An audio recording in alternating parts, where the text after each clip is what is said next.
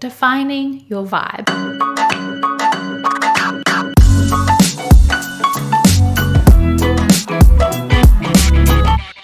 Hey everybody, and welcome back to this week's episode of Brand Your Passion. This week I'm super excited. I feel like I say that every time, but it's because I'm very excited always to talk to you. But I'm excited today to talk to you about some design stuff, because I feel like often when we talk about branding, obviously the first thing you want to do and the most important thing you want to do is brand strategy, right? And getting clarity about all the things that you do. And we spend so much time focusing on that because it's important. But then obviously, the next part of building your brand is doing some design work and visualizing your vision, making some incredible assets for your brands. Today, we're going to talk all about how to create unstoppable design elements for your brand. All about how you create design elements that are going to enable you to build an unstoppable brand. So a brand that can help you achieve whatever goals you have or to take you wherever you want to go. I want to help you to make design elements for your brand that are going to work whatever you're doing, wherever you're doing it, however you're creating.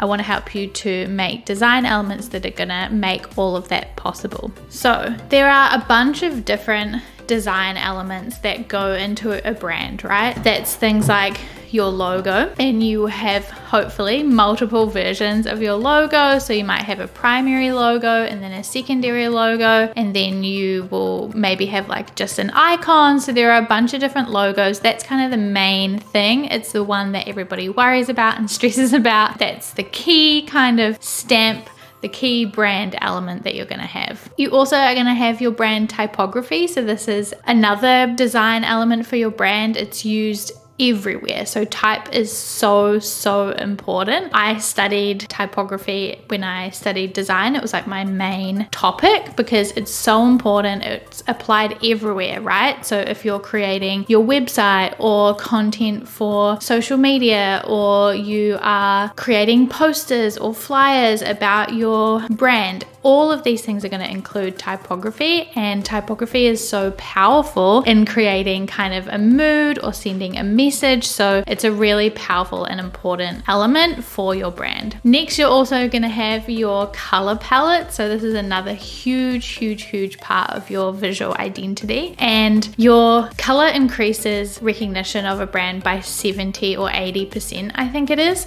So it's huge, right? The more you have a recognizable color palette, the better and more strong and recognizable and memorable your brand is going to be. And that's what we want for your brand. We want it to be memorable, for people to recognize you wherever you are. If they see you on the other side of a market, they know that it's you. If they spot your stuff on Twitter, they know automatically that it's you. If they receive an email newsletter, they know it's from you. Having a clear color palette is really powerful in gaining that recognition. So that is another powerful and important brand design element for you. Another design element for your brand is imagery, so photos and videos. Brand photography is a really important thing for you to have for your brand, whether you are a service provider, you're doing like design or copywriting or whatever it is that you're creating for people. Or if you are a product-based business, so you're selling like prints or pins or candles or whatever it is that you're making, whether you have products or services, you want to have photos of those things, right? And of you, of your creative space, of the products and services that you're selling, of like your services in action,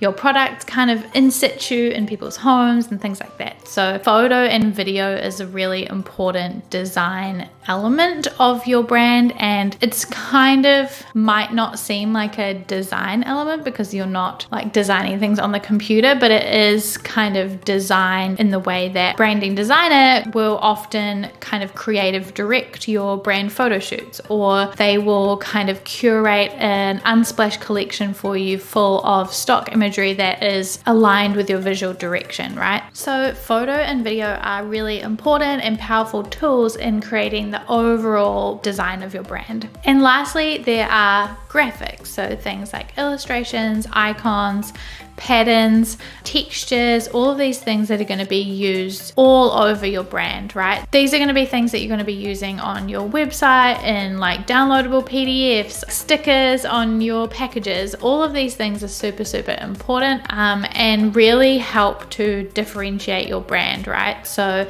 they're those special little touches, especially patterns and illustrations, that make your brand stand out from everybody else's, because they can be so custom, so unique, and so magical in creating your brand.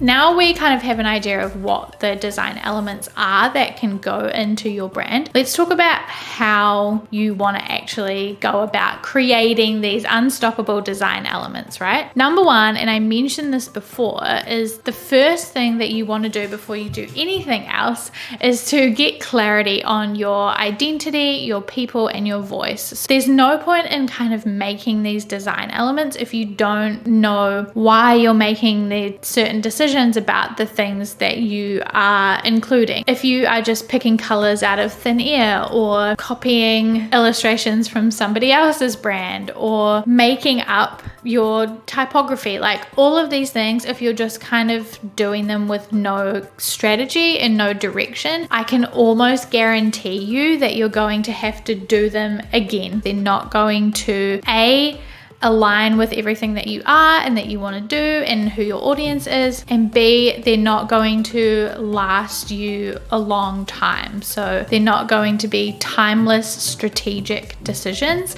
They are going to be decisions made on a whim because of trends, and that's not what we want. Number one is that you want to uncover your identity. This is all about knowing your vision, your mission, your values, your story, your goals. If you've listened to the podcast before, or you've consumed any of my content, you know that this is the key to everything. It's really going to help you to think about where your brand needs to go in the future, the vision that you want your visual brand to represent, and the values that you want to convey. Uncovering your identity and knowing your vision, your mission, your values, your story, and your goals is really going to help you to choose the design elements and design those design elements based on your brand strategies. They're going to be intentional decisions that think about where you're going in the future, what you are wanting to achieve, and the kind of the values you want to represent. You also want to make sure that you have pinpointed your people. This is all about knowing your ideal audience and your positioning in the communities. You want to know who your ideal people are and what kind of attracts them. What is the design styles that they love that is going to convey the right feelings that you want them to feel, that is going to catch them on Instagram or on the street, and for them to be like, oh my gosh, I love that. That's totally my style. That totally appeals to me. So you want to know your audience, and then you also want to know your positioning in the community, right? What are other artists doing? What are other copywriters doing? What are other brand designers doing? Not because you want to copy them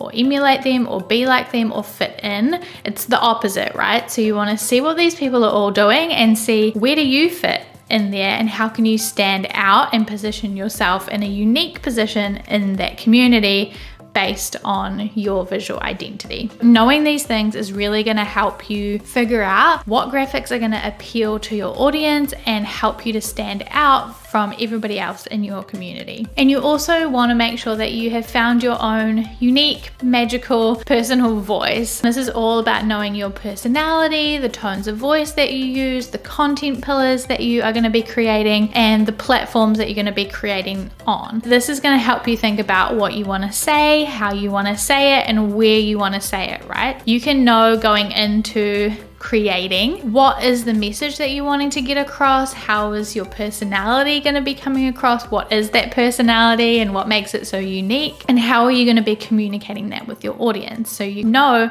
okay, well, this is who I am, this is what I'm trying to say, so I can choose and create graphics that are going to align with those things. Once you have uncovered your identity, you know who you are, who your people are, what your voice is and your personality, turn that into kind of a visual direction, what I like to call defining your vibe. Based on everything you've just written down about you and your audience and your personality, or maybe you already have clarity about all that stuff, you want to think about how you want people to feel when they encounter your brand. So do you want them to feel super excited and energized and like it's going to be like a ton of fun? Or do you want them to feel really calm and relaxed and soothed? Or do you want them to feel really powerful and bold, empowered? How do you want them to feel when they encounter your brand? And what you're going to do as you move on, and what I always do when I'm designing brands, keep that list of words next to your mood board, next to the things that you're creating, and think, am I communicating those feelings? If I look at this mood board, if I look at these graphics, do I feel calm and relaxed and soothed? Or do I feel super energized and fun and positive? You know, keep those words by you. They're really important and guiding words to help you create intentional and strategic brand graphics. You can also take keywords from work that you did earlier on your identity, your people, and your voice, and then find inspiration based on those words. So say you wrote down a bunch of stuff about your audience and you wrote down the kind of people that they are or the personality traits that you have. You can find inspiration on Pinterest or Unsplash or whatever, written stuff down about your personality. You can look up words. So I might look up things like colorful, bold, whatever it is that my personality is. I can look up those words on these kind of inspirational sites to find inspiration for your mood board. And the key with this is to not look up bold design or bold branding.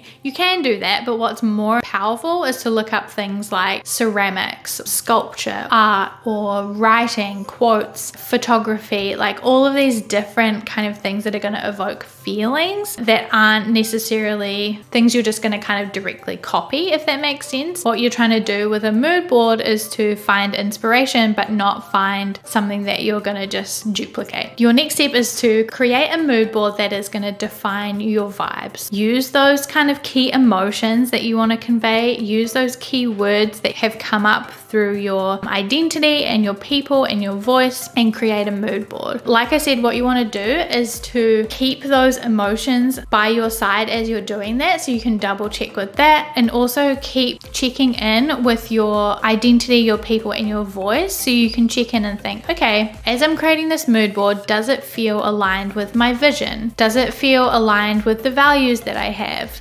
Does it feel like it's going to appeal to the people that I want to appeal? So keep checking in backwards and forwards, asking yourself these questions as you are making your mood board. Once you have created your mood board, then you can go into designing the actual elements. And the thing here is, this actually creating those elements is sort of the shortest part of the process, because if you have done step 1 and 2 and done it like properly, so you've done all your brand strategy, you've done defining your vibe and like finding your visual direction and making sure that that really aligns and feels good, then actually creating the design elements should be really, really easy. It should be straightforward. You know, like exactly what you're trying to say, exactly who your people are, all of this stuff. So it makes it like, oh, obviously I'm going to use these colors. Obviously I'm going to use these fonts. They convey these certain things, and that's what I'm trying to convey. When it comes to colors and fonts, there are a lot of really clear meanings or feelings that they both evoke. So you can look those up again. So you can look up like happy fonts or happy colors, or you know, like a bunch of that kind of thing. And you will find different meanings for different fonts and different colors, and find ones that align with what you're trying to achieve. There are some things to remember when you are creating these design elements for your brand. And I've come up with a handy dandy acronym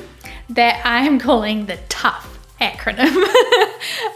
So this is for if you want a tough brand that's gonna like stand the test of time and be amazing, outstanding, wonderful. It's gonna last you forever. Okay, so it's TUFF, TUFF, because that's how I like to describe myself. I'm like tough, but I'm also like cute. So I'm like tough, you know, TUFF.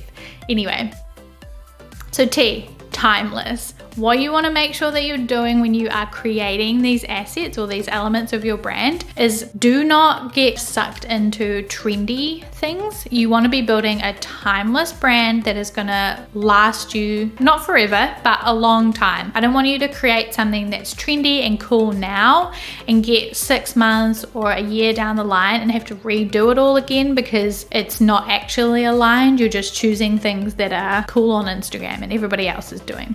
So T is for timeless. U is for unique. I want you to create brand elements that are unique and that when you combine them together create something like incredibly unique. Don't worry about what X person over here is doing for their brand and the design of their brand, or what this person over here is doing and trying to copy them. Don't worry about it. Just do you. Use your brand strategy, use all that clarity that you have about your identity and your people and your voice, and use those to create unique elements that are one of a kind to you, work for you because you have that unique strategy. So that's you. Unique, unique, unique. The first F is flexible. One of the worst things that you can do for your brand is to restrict it too much. So if you just give yourself one color, one font, and one pattern, you are gonna run out of assets and elements and not have a flexible enough system that's going to last you a long time. It's better to have 3 to 5 colors and 2 to 3 fonts, a suite of patterns that are all aligned, or a bunch of like shapes and elements that like I have that I can interchange and swap in and out and do different combinations with that make it limitless. The potential options are endless. You want to have like a suite of images, a suite of illustrations and icons. You want to have a system that is flexible so that you can create assets for different products that you're launching or different services and create sub brands that still work with your overall brand. Or if maybe you do quarterly launches in your shop and you can create things that are on brand but different every time, you want to make sure that the brand that you're creating isn't too restrictive. It needs to be flexible. Don't stress about just having one color and one font. That's not going to be helpful. What you actually want to do is, have a range of things that when combined together are all going to be aligned but flexible.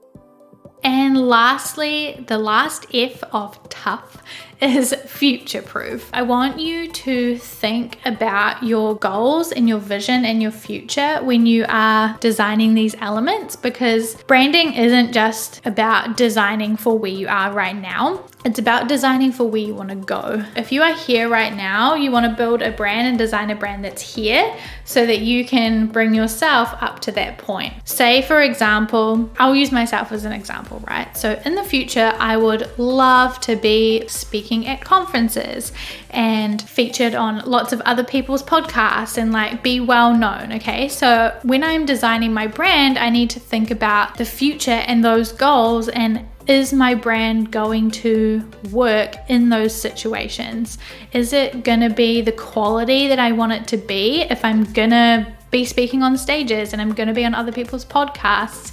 It's the same for if you want to write a book, launch new products, or whatever it is that's in your future that your goals are. You want to be creating a brand that's going to work for those things in the future, for the goals that you have. So make sure that you future-proof your brand. Don't just focus on like where you're at now and what you're doing now, but think about where you're going in the future, the vision that you have for your business and your brand going forward, and the goals that you want to achieve. That's it. We have covered what those design elements are that you are going to be using in your brand, how to make sure that you have kind of the foundations ready to create those elements. So knowing your identity, your people, and your voice. Then how to turn that into a visual direction and defining your vibe to make sure that you are communicating the right feelings and getting the right kind of keywords across and appealing to the right people, and making sure you get that right before you you move into actually doing things, then you are going to create those assets and those elements that work with the direction that you want to go on, making sure that you are always checking in with those feelings, going back to your mood board, making sure it's all aligned and feels good. And then you are going to use the TUFF acronym to make sure that you are building a unstoppable brand by creating brand design elements that are timeless, unique, flexible, and future-proof. So hopefully this has been super helpful. I would love to see you going through this process. So if you are getting clarity on that initial stuff, if you're making a mood board, if you're creating those design elements, please do tag me on Instagram or Twitter. I would love to see it. And otherwise, I hope you have enjoyed this episode. Please make sure to leave a comment down below if you're watching the video, and like and subscribe. And if you are listening to the podcast, it would mean the world to me if you could leave a review and tell me that you're enjoying it. Otherwise, I will see you in the next one.